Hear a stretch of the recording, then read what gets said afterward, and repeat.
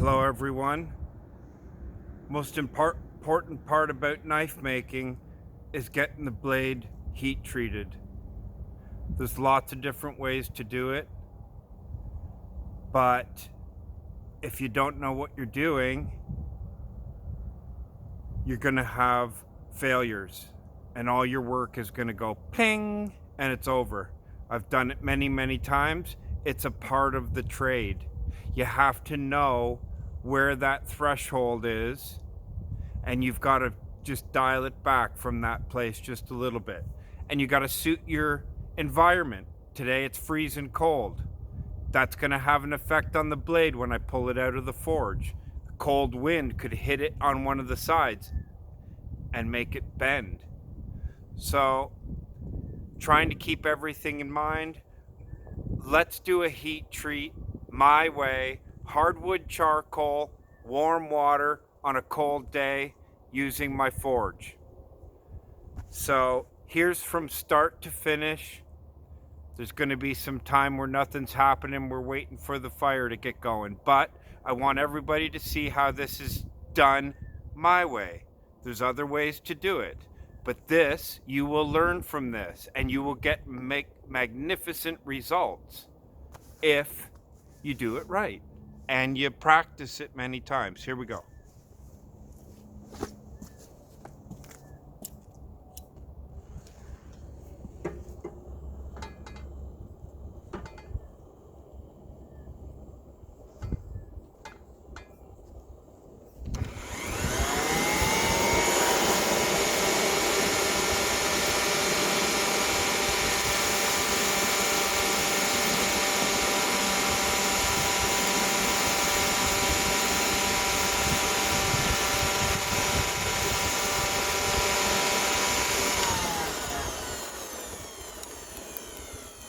So as you see, I've got an air source.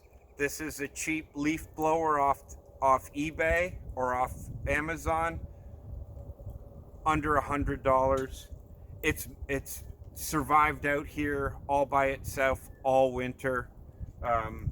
It's paid for itself twice over. So I want to be able to control the heat. There's flutes underneath this going to a match drilled pipe here.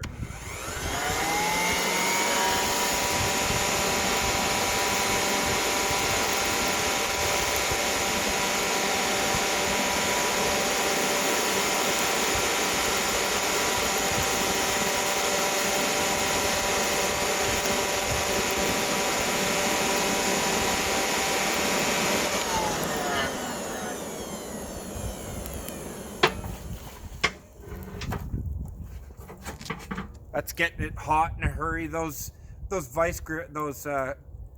grips have been out here all winter and they're all seized up. So I'm hoping the heat can do something to them. That's why I'm doing that.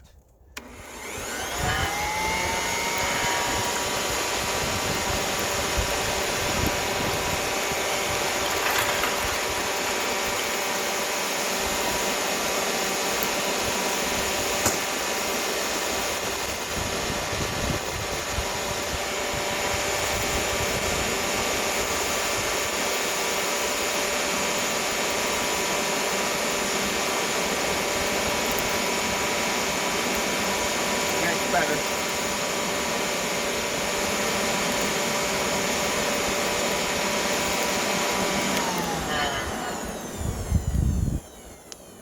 I want to get these a little bit more pliable. Watch my fire for me while I'm gone.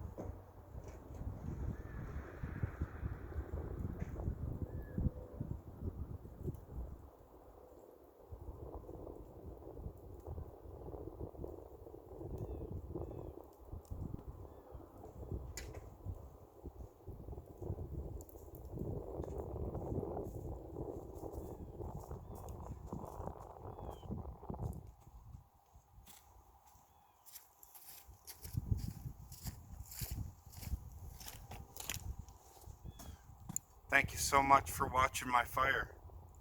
You did a great job. Okay, I'm gonna cover this over. It's pretty hot in there. I gotta make a little mound because I want the knife to go inside of a heated chamber with a dome over top of it. If you get my meaning. Let's start with we're doing a long fillet knife out of 1095 high carbon steel. You can't beat the edge or the sharpness that you get from this steel. It's inexpensive. It's the way to go. This is what you should learn on, and if you become a master of it, you can make world-class knives out of this steel. Trust me.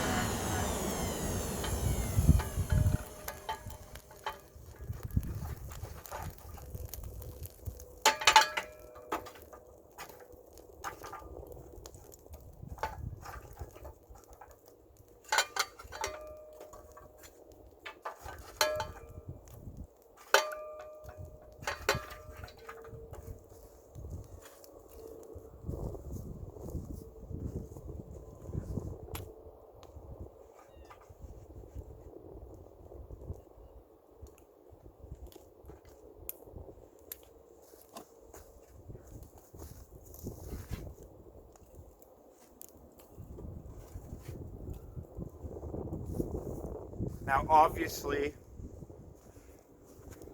the tip is going to heat up first. So keep that in mind. You know that's heating up first.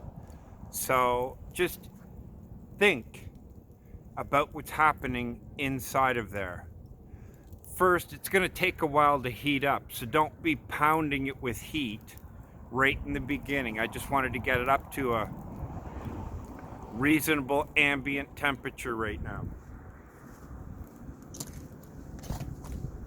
while not letting the fire go down. So I'm going to give it a little bit of air.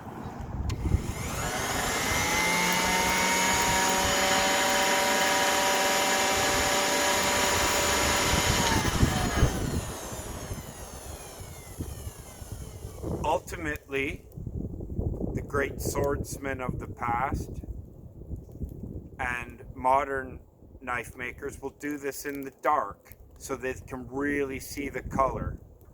The color means everything. You can determine the temperature by the color. Now, we're going for, officially in the textbooks, this high carbon steel quenches at 1450 degrees. That is, to the best of my calculations on things that have failed and things that have done really, really well, is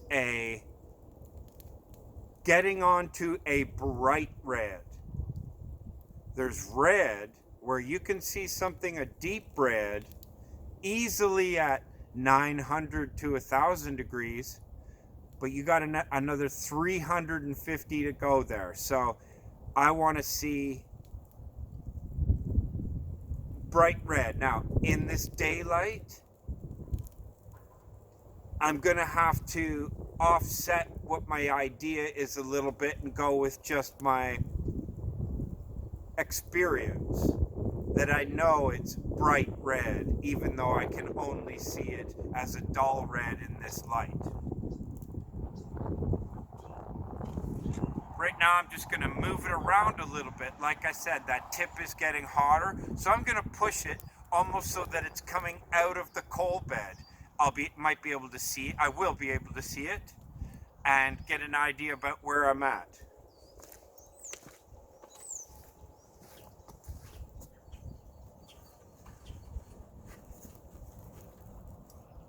Okay. Just as I had hoped, the end is a bright red. It looks like a dull red in this light, but I know that it's a bright red. So I'm going to move it around a little bit more because usually it doesn't heat all the way evenly. There might be a big chunk of charcoal sitting against the blade where it might be nice if there's a little air space there so it can really heat up.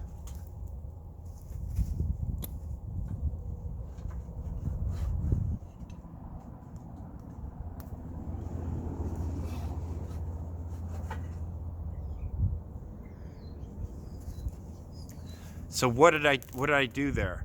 I moved it back and forth a little bit, just wiggled it around. You don't want to pull on it or you'll bend it because it's hot right now. Opened up a little bit of space and then sunk it into the coals just a little bit. It's right at the temperature that I want right now. But now I want to make sure it's uniform over the whole thing.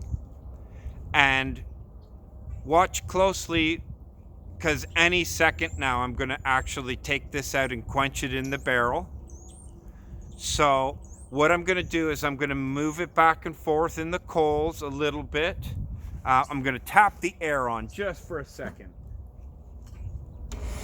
Very little bit. Because now it'll radiate hotter for now. I'm going to go to it. Now just try to interpret what I'm doing.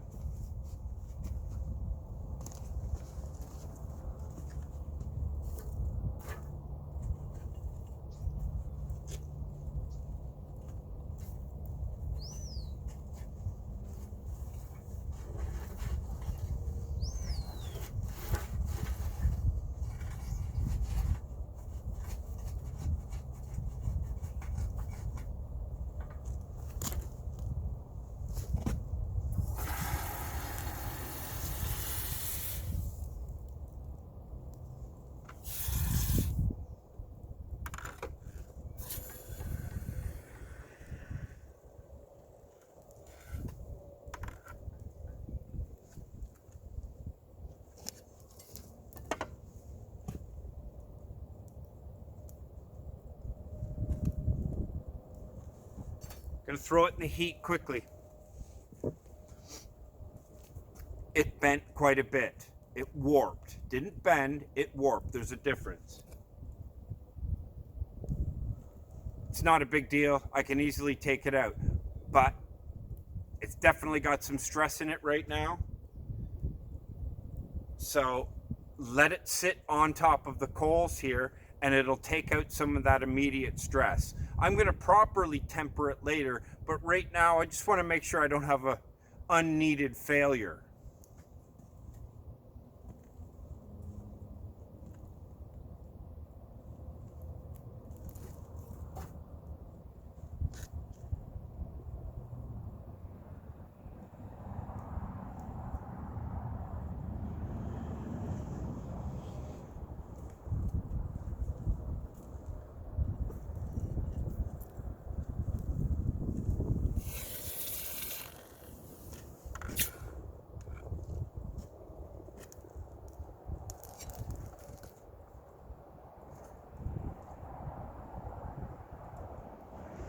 We have a successful heat treat. It's got a big bow in the middle here. That's one of the reasons why I haven't ground down these knives. This is 1/8 inch thick. It's long and thin, very prone to moving. Like I said, the way it came out through the air, that could have had something to do with it. Either way, it's not a big deal. And if you stick with me, I'll show you in the shop how to straighten that out properly without changing the hardness on that blade at all. Okay, on to the next blade. This is a wider piece. This looks like 532 thick to me. And it's a hunting knife. Nice design. I really like the looks of this. Like I said, keeping it the original thickness. I'm gonna work it all down later. You have to drill it first or it'll get too hard to drill later. But if you don't mind doing a little bit more work on the grinder, you'll save more pieces if you leave it the original. Heat treat it before you grind it. That is a key.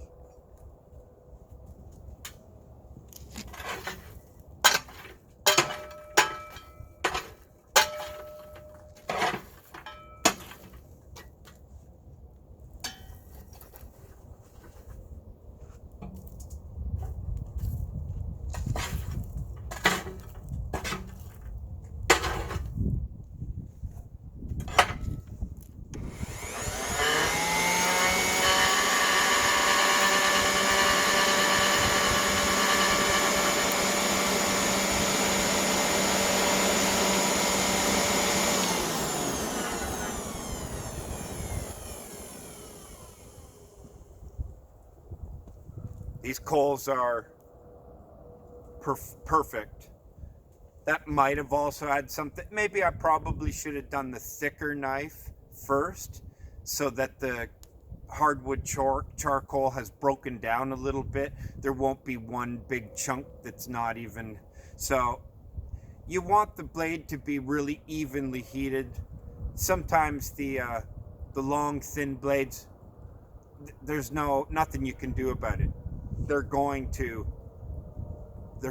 wave in some fashion. It's a fact of knife making.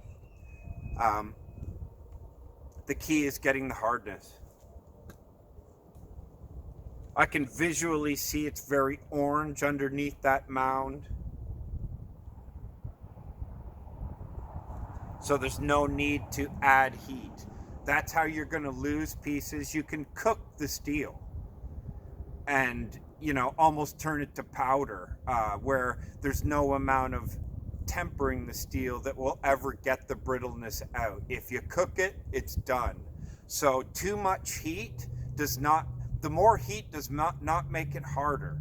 That is something you got to get over in your head. I've made that mistake early in my career, but really it's just getting it to the temperature you want, holding it there without overdoing it there.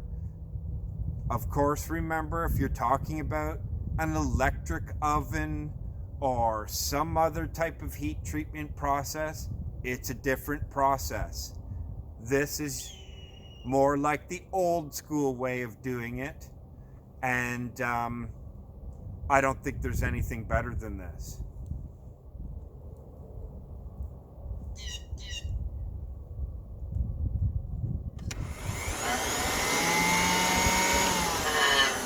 Just gonna move it around a little bit, see what I see.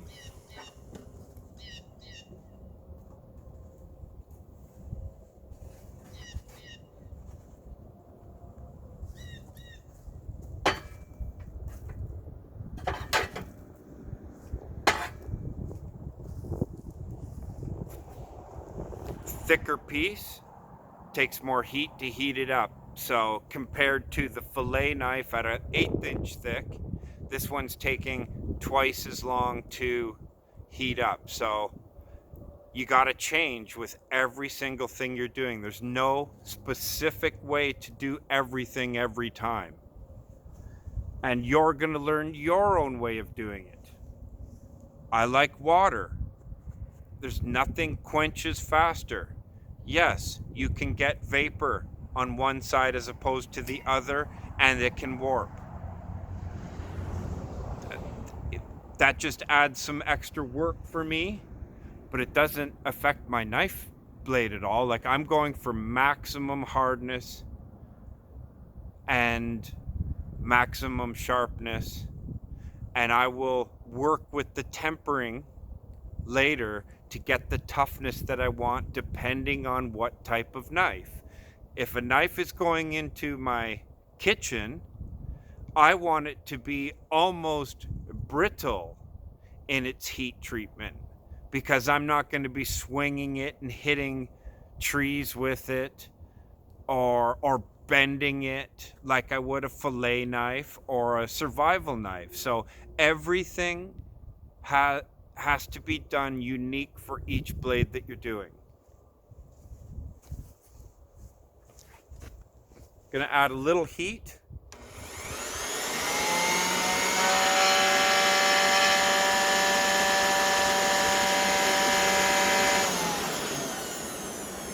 It's gonna get hot any second now.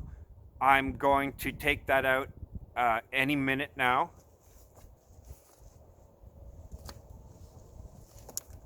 My water is preheated, just warm out of the tap. It doesn't need to be scalding hot. In fact, you know, I want some coolness there because I'm going for that quench. I want to freeze those molecules in place and they link together. Here we go. Perfect.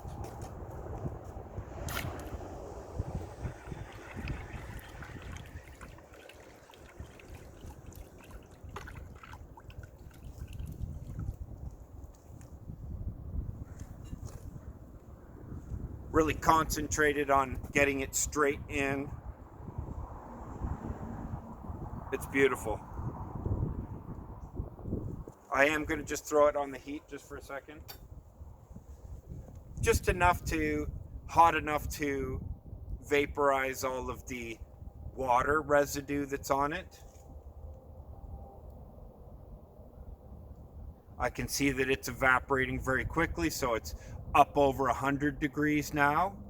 And I'm fine if it gets to 200-300 degrees is fine, just in case there is a stressful microscopic stress line there right away, because I've had pieces go ping later on while I'm working on them, and sometimes I wondered, did I have to lose that piece? Was it fractured inside, or was there just stress there? I believe there's stress there, and I just want to massage it out.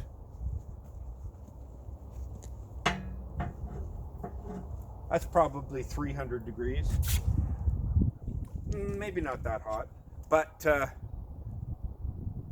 it's perfect. Exactly what I want. Okay, so